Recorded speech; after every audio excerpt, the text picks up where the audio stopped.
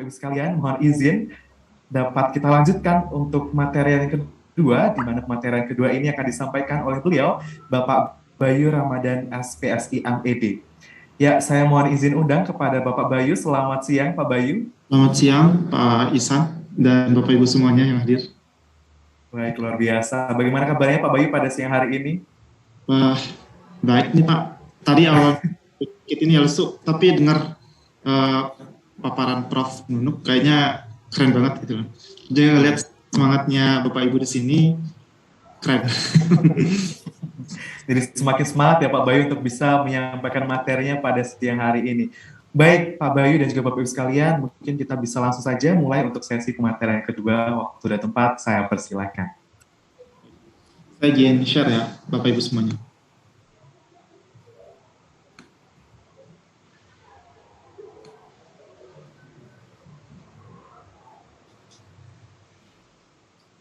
Apakah sudah terlihat?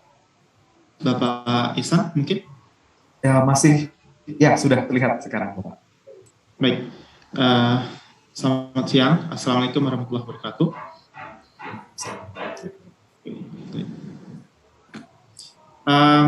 Ini saya agak sedikit insecure ya di awal-awal karena Prof. Nunuk udah membahas banyak sekali hal-hal yang berkaitan dengan psikologi. Jadi saya ngerasa apalagi ya yang bakal saya sampaikan. Jadi oke, kita mulai aja mungkin karena di sini saya akan membahas lebih kepada kesehatan mental ya. Kita sebagai seorang pendidik dan juga gimana sih kita memahaminya sedikit banyaknya dan penerapannya baik untuk diri kita maupun juga ke siswa kita gitu. Baik, karena waktunya cuma 35 menit ya Pak Ihsan ya. Saya mungkin agak cepat aja. Nah, jadi kita bisa melihat di sini bahwa kesehatan mental atau mental health ya di dalam bahasa Inggris mungkin dulunya kurang menjadi perhatian ya secara umum. Tapi alhamdulillah ya kita bersyukur makin kesini makin lama masyarakat Indonesia terutama rekan-rekan guru ya itu sudah mulai aware nih ya dengan pentingnya kesehatan mental dalam konteks pendidikan ya. Sekarang kita udah jarang mungkin mendengar yang namanya pembulian atau mungkin kalau ada guru mungkin yang yang dulunya kan kalau kita nggak tahu nih di zamannya Pak Ihsan seperti apa ya, kita kalau ini sedikit dipukul gitu ya atau diiniin gitu ya jadi sekarang tuh udah ada undang-undangnya, jadi hukum juga melindungi semuanya, kita juga lebih hati-hati bukan karena kalau saya lebih melihat bahwa kita lebih ngeh dan banyak pihak yang sudah mulai sadar akan pentingnya kesehatan mental, dan kita tahu bahwa cara atau paradigma lama seperti itu sebaiknya tidak diterapkan lagi karena efeknya mungkin ya secara penelitian tidak begitu signifikan ya di dalam ranah pendidikan dalam menunjang proses pembelajaran. Jadi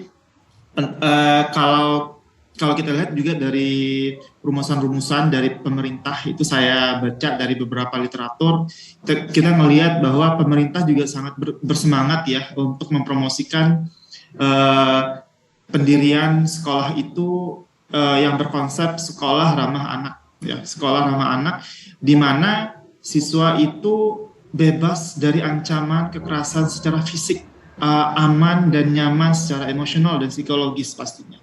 Ya, ini juga disinggung tadi oleh Prof. Nunuk juga ya, dan juga Pak Zulfikar di pembukaan tadi juga disinggung mengenai psikologi secara umum, dan juga yang namanya sekolah ramah anak ini juga mensyaratkan adanya hubungan interpersonal ya dan interaksi sosial yang baik antar sesama warga sekolah. Jadi intinya komunikasi antar semua elemen individu yang ada di dalam lingkungan sekolah itu terjalin dengan baik sehingga pergesekan atau kesalahpahaman atau miskomunikasi itu bisa diminimalisir. Oke, ini dari kacamata ini ya pemerintah tadi kalau saya lihat. Dan oke, kalau dulu mungkin kita melihat bahwa yang namanya pendidikan itu kita tuh banyak-banyakin ngafal, ya, banyak-banyakin ngafal, banyak-banyakin tahu, banyak-banyakin apa ya, menyimpan informasi yang baru, ya. Dan tadi juga kalau nggak salah Prof Nunuk membahas mengenai sekilas itu multiple intelligence, bahwa dulu kita punya paradigma lama nih, ya, bahwa anak yang cerdas itu adalah anak yang contohnya pintar di matematika, pintar di bidang seni atau musik misalnya, ya. Terus juga makin kesini kita ngerti bahwa ternyata anak-anak yang pintar di olahraga, pintar di bidang tari, pintar di masak-masak, pintar di nyanyi, pintar di apalagi nih, di kemampuan spasial, ya, musik dan bahasa, itu ternyata juga pintar gitu loh. Nah, dan ternyata juga anak-anak atau individu yang bisa mengontrol emosinya dan bisa menjalin hubungan intrapersonal, ya, itu juga cerdas ternyata gitu loh. Juga dikategorikan dalam orang yang cerdas, tapi pada domain yang berbeda. Nah, sudah mulai bergeser, sudah mulai luas ya pemahaman kita mengenai kecerdasan. Nah, dan mohon maaf Pak Bayu, memotong sejenak. Untuk slide-nya, untuk tampilannya, mohon maaf, ini tidak berjalan begitu Pak. Jadi mungkin bisa ya, Pak, ya? Coba untuk di-share kembali begitu. Baik. Coba. Sebentar. Ini oke. Kali ini gimana Pak? Bisa terlihat gambar ada otak dan jantung? Masih belum Pak. Mungkin bisa di-share screen lebih dahulu, baru di-share screen kembali. Baik. Coba, dulu. Stop share.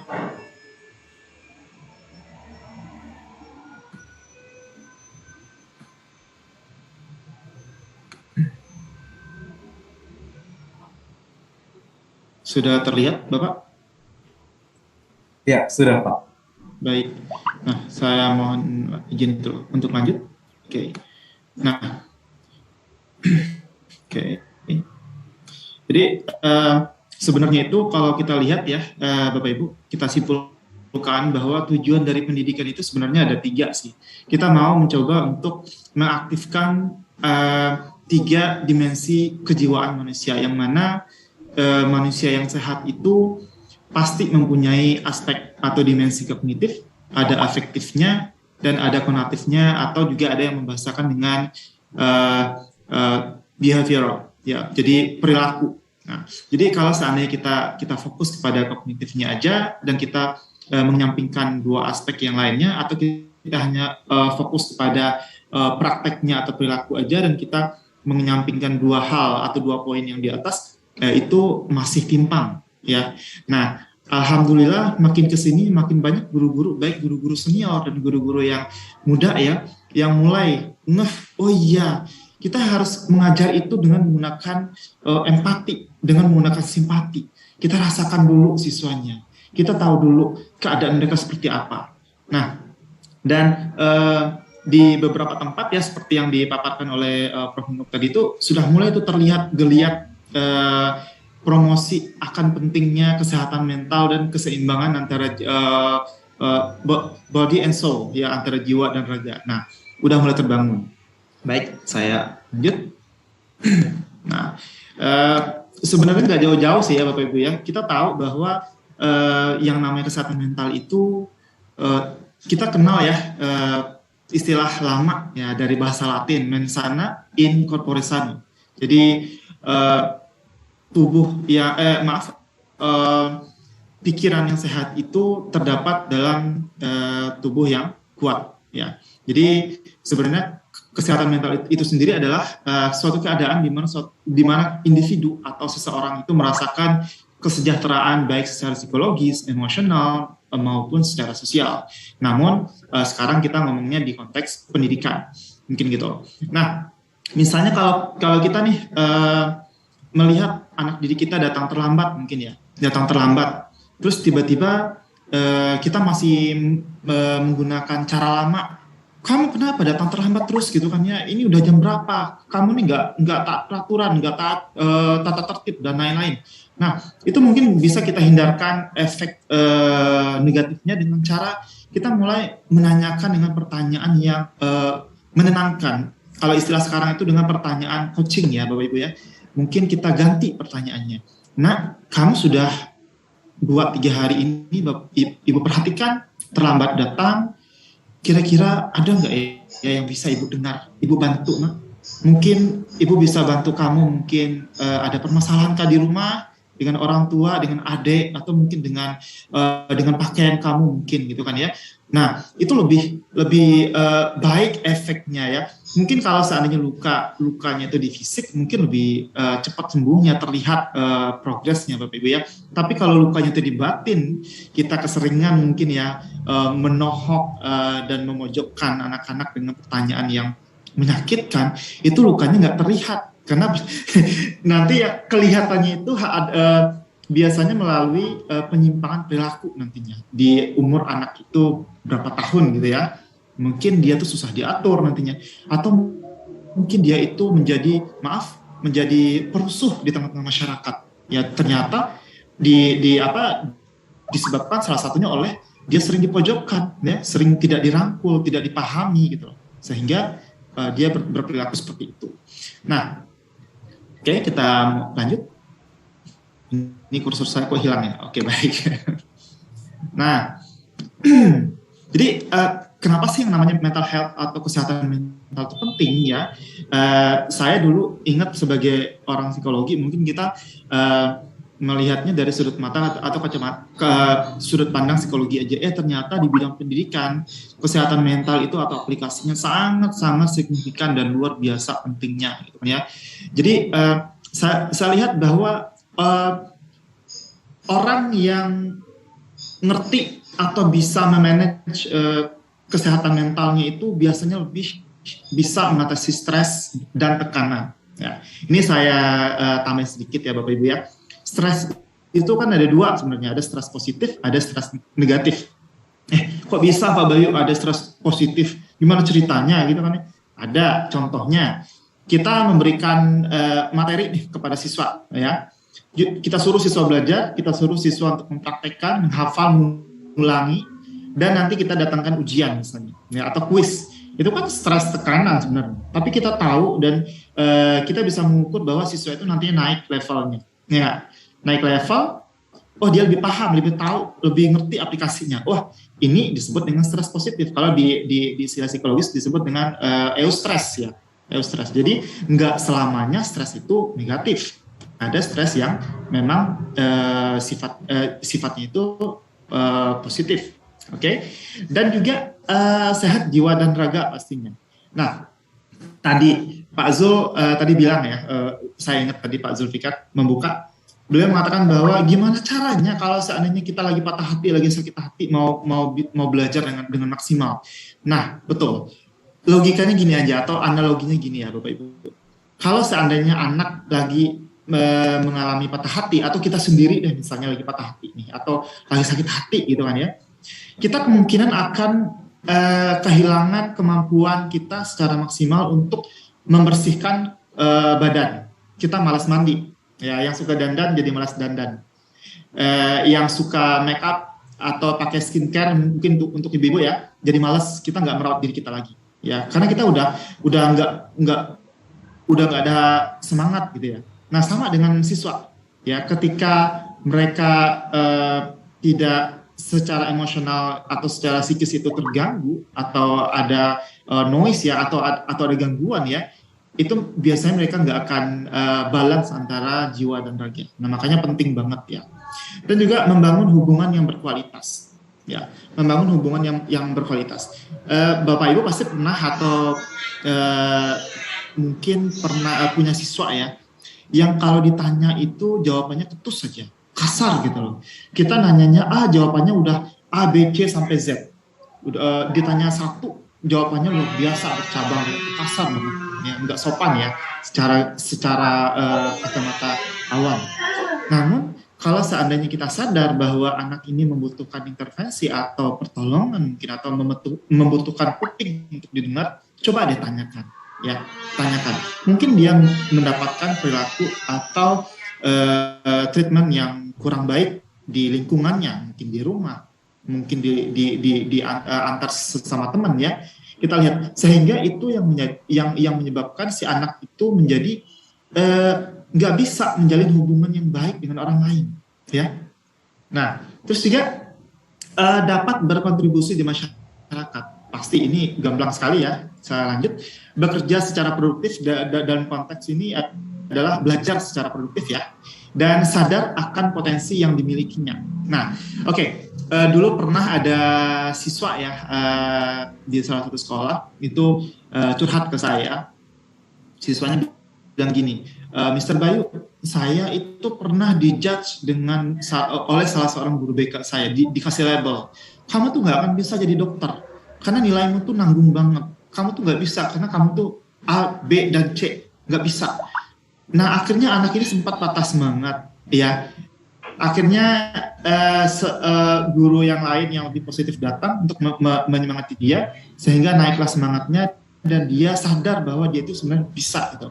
Alhasil dia lulus di sekolah kedokteran ya. Dan semoga anak itu udah lulus ya. Udah selesai pendidikan dokternya. Jadi kita juga hati-hati mengeluarkan statement kita. Mungkin gini, ketika kita menghadapi anak yang bermasalah atau anak yang membutuhkan pertolongan, mungkin kita kurang-kurangi deh menggunakan istilah atau kata-kata kamu dihukum ya, kamu dipunish ya, kamu nggak boleh ini dan itu ya gitu.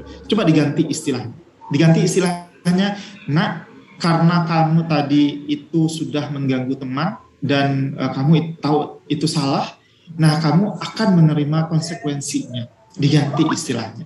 Atau mungkin larangan-larangan kita itu yang sifatnya itu atau kata-kata negatif ya diganti jadi positif. Misalnya gini, kamu jangan ribut ya, tolong kamu itu jangan tidak sopan dengan guru ya. Nah ganti aja istilahnya, mungkin dengan nak tolong perhatikan ibu sebentar, perhatikan bapak sebentar, sebentar saja nanti kita akan diskusi bareng. Nah, nanti kamu bisa bicara lagi. Seperti itu. Kita ganti menjadi yang lebih positif. Tapi bukan berarti penggunaan kalimat positif ini mutlak ya pengaplikasiannya. Dalam artian kita harus menggunakan kalimat positif terus. Enggak. Oke. Lanjut. Nah, kalau seandainya saya tanya kepada Bapak Ibu ya yang ada di rumah, pernah melihat anak-anak jalanan atau anak-anak yang kurang beruntung ya di luar sana yang mungkin makan dari mengais-ngais sampah, mencari botol atau gelas aqua bekas ya, yang mana mereka hidup atau tidur pun nggak tahu di mana malam ini, mau makan pun juga Senin Kemis mungkin gitu kan ya. Nah kalau seandainya Bapak Ibu bertanya mengenai mimpi mereka mau jadi profesor atau menjadi dokter gitu kan ya, atau mau jadi pilot, menjadi polisi, kira-kira mereka bakal ngeladenin nggak ya gitu, atau mereka malah cuek gitu loh. Kira-kira ada yang mau ngasih ini nggak respon?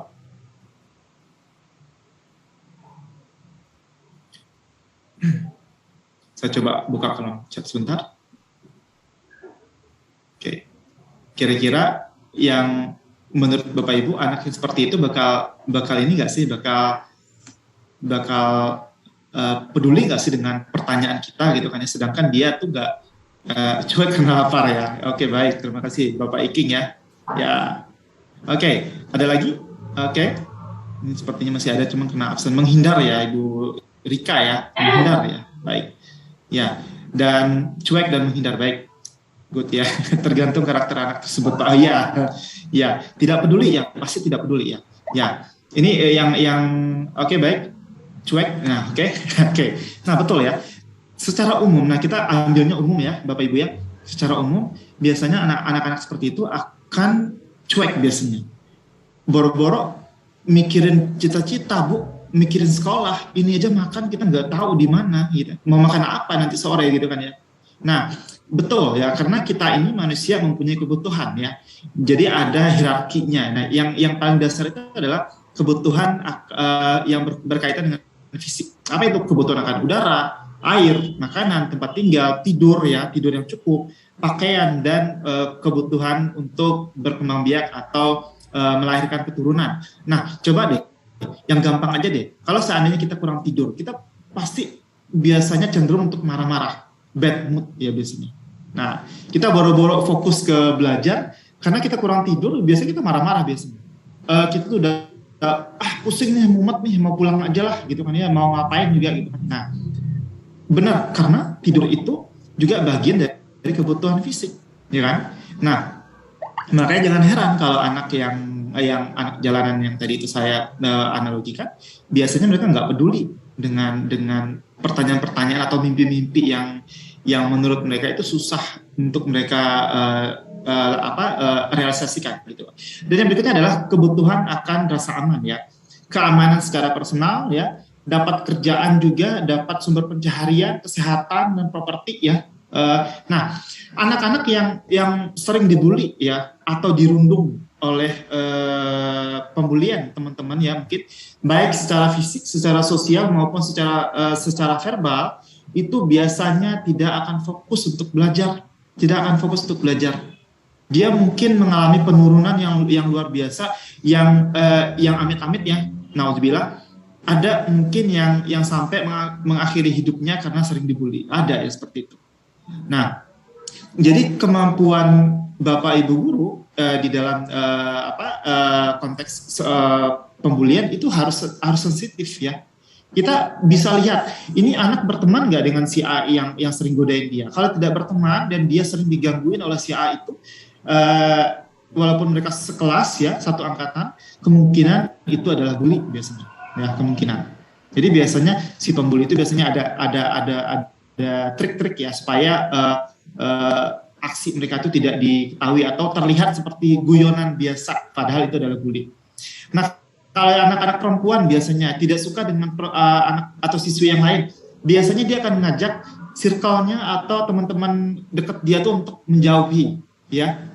Nah, ini terjadi banget. Nah, kalau seandainya ini terjadi pada orang-orang dewasa, berarti kita harus bercermin ya, berkaca bahwa sebenarnya saya ini udah dewasa apa belum sih gitu, secara psikologis gitu kan ya, secara mentalnya gitu kan ya. Nah, kalau masih seperti itu berarti kita harus belajar dan terus belajar untuk mendewasakan diri kita. Dan berikutnya adalah kebutuhan akan rasa cinta dan dicintai. Ya, ini clear banget. Dan ada esteem atau harga diri, kita ngelihat diri kita ya, kita ngelihat image atau tampilan kita dan kita menerima itu atau enggak. Ya, dan yang paling akhir itu adalah self actualization. Nah, anak atau individu atau orang yang sehat secara mental itu adalah orang yang bisa mengaktualisasikan dirinya dengan baik, dengan lancar, tanpa ada penghalang yang berarti biasanya. Nah, jadi, kita udah sejauh mana nih ya? Kita udah sejauh mana nih sekarang sebagai seorang individu yang sehat gitu kan ya? Nah, kalau masih di bawah-bawah, yuk kita tingkatkan, yuk kita bantu siswa kita. Ya, kita mulai dari diri kita dulu, kita cintai diri kita dulu, kita terima dulu. Saya ingat pepatah Afrika yang mengatakan, jangan percaya kepada orang yang memberi baju kepada kita sedangkan dia telanjang. Sama. Jangan percaya kepada orang yang katanya care kepada kita sedangkan dia nggak care dengan diri sendiri. Jadi kita care dulu ke diri kita. Kita harus terima dulu diri kita apa adanya, dan sambil kita belajar memperbaiki diri ya. Baik. Lanjut. Ini waktunya juga udah. Nah, jadi sebenarnya itu sumber masalah kesehatan mental itu apa sih gitu loh. Nah, saya coba rangkum ya. Ini teori yang sangat populer ya di kalangan ahli mental atau ahli psikologi ya, disingkat dengan biopsikososial ya, biopsikososial. Kita melihat anak kita ini kok secara fisik ya itu sehat-sehat saja, secara biologis sehat aja, secara psikologis juga kayaknya nggak ada masalah gitu kan ya, nggak pernah ada indikasi apa-apa, tapi kok kelakuannya ini kok luar biasa ya, mungkin suka melanggar peraturan, ya, atau mungkin suka melawan kepada guru atau menjawab guru gitu ya dengan jawaban yang tidak sepatutnya. Nah, kita lihat ternyata lingkungan sosialnya yang menyebabkan dia seperti itu ya, Bapak Ibu ya. Ini anak kok ini ya sering sering moodnya naik turun. Ternyata psikologisnya ya. Setelah dilakukan asesmen oleh psikolog ya, psikolog klinis biasanya ketahuan bahwa anak ini mengalami gangguan mood ya atau gangguan suasana hati ya. Nah, kita juga bisa bedain apa sih yang dimaksud dengan mood, apa yang dimaksud dengan feeling ya atau perasaan. Kita bedain dulu. Nah, terus juga yang berikutnya adalah mungkin masalah masalah biologis. Contohnya masalah biologis itu apa ya? Mungkin yang berkaitan dengan cacat tubuh mungkin ya. Sehingga dia itu tidak tahu bahwa sebenarnya dia tuh pintar, dia tuh punya potensi. Namun karena dia mungkin kakinya cacat sebelah atau tangannya cacat sebelah, dia sering dibully, sering dicemooh, sehingga dia tidak bisa melihat potensi dirinya. Gitu. Nah, ini adalah tugas Bapak Ibu guru ya, kita semua yang bekerja di instansi pendidikan untuk menetralkan, untuk membantu anak-anak maju semuanya, karena setiap orang itu mempunyai kecerdasan masing-masing ya. Baik. Nah, sebentar, maaf. Nah, slide terakhir ya, intinya taruh. Nah, kita kenal sedikit dulu ya mengenai kelompok atau grup-grup atau klasifikasi utama kesehatan mental itu apa sih Pak Bayu gitu. Nah, yang contoh yang pertama itu adalah mood disorder ya. Mood disorder ini nggak sama dengan feeling ya. Mood itu nggak sama dengan feeling Bapak Ibu ya. Jadi mood itu perubahannya sangat cepat ya. Mungkin paling lama hitungan jam mungkin. Sedangkan feeling atau perasaan itu biasanya bertahan lebih lama dan ada penyebabnya. Pernah nggak sih Bapak Ibu ketika pergi ke kantor ya, kita udah semangat nih, udah habis dandan ya, udah habis istirahat kalau Bapak-Bapak ya, udah ganteng, udah baju udah wangi, nah tiba-tiba berangkat, pas mau ngidupin motor, moodnya hilang, gitu kan, nggak semangat lagi untuk kerja, gitu kan, nggak tahu sebabnya kenapa. Nah itu disebut dengan mood ya. Tapi kalau feeling itu biasanya ada penyebabnya. Mungkin kita tidak bersemangat setelah barusan aja 5 menit yang lalu kita ditelepon oleh paman kita, masih tahu bahwa nenek kita di kampung meninggal. Nah itu ada sebabnya ya. Ini bertahan lama biasanya, bertahan beberapa hari mungkin ya. Nah kalau seandainya ini berlangsung lama ya, perasaan kehilangan itu berlangsung lama, nah ini masalah lagi gitu ya. Nah bawanya cepat ke psikolog klinis gitu kan ya. Nah anak-anak juga seperti itu. Kita lihat apakah ada permasalahan gitu kan ya. Nah, dan juga anxiety disorder ya, rasa takut ya. Nah, takut dan cemas itu dalam dunia psikologis itu nggak sama ya Bapak Ibu ya. Takut dan cemas itu sangat berbeda. Takut itu biasanya ada sebabnya. Misalnya kita pergi ke hutan nih, misalnya ya, orang-orang kampung itu udah bilang bahwa di hutan itu ada harimau. Nah, kita takut nanti jangan-jangan kita diterkam oleh harimau itu takut namanya, ada sebabnya. Atau kita tersesat di lingkungan di jalan di hutan belantara ya, dan nggak ada lampu ya, di jalan pun nggak ada, kita takut. Nah, nanti ada ular besar yang gigit kita, atau ada binatang apa gitu kan ya, itu takut namanya. Namun kalau cemas itu nggak ada sebabnya ya, nggak ada sebabnya, dan sebab itu pun kalau ada sebabnya dia tuh nggak real biasanya. Misalnya gini, kecemasan anak-anak terhadap masa depan. Kita kan nggak tahu masa depan mereka seperti apa.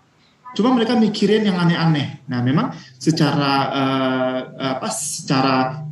fitrahnya atau secara biologisnya, otak manusia ini memang kalau saya membahasakan lebay ya Bapak Ibu ya. Kita pernah kan merasakan ada permasalahan yang agak berat, yang nanti ini bakal terjadi A, B, dan C kepada diri kita. Namun setelah terjadi pun nggak sebesar itu ternyata otak kita ini membesar-besarkan ya. Nah itu dia. Jadi takut dengan cemas itu nggak sama. Jadi anxiety di sini diartikan sebagai kecemasan ya.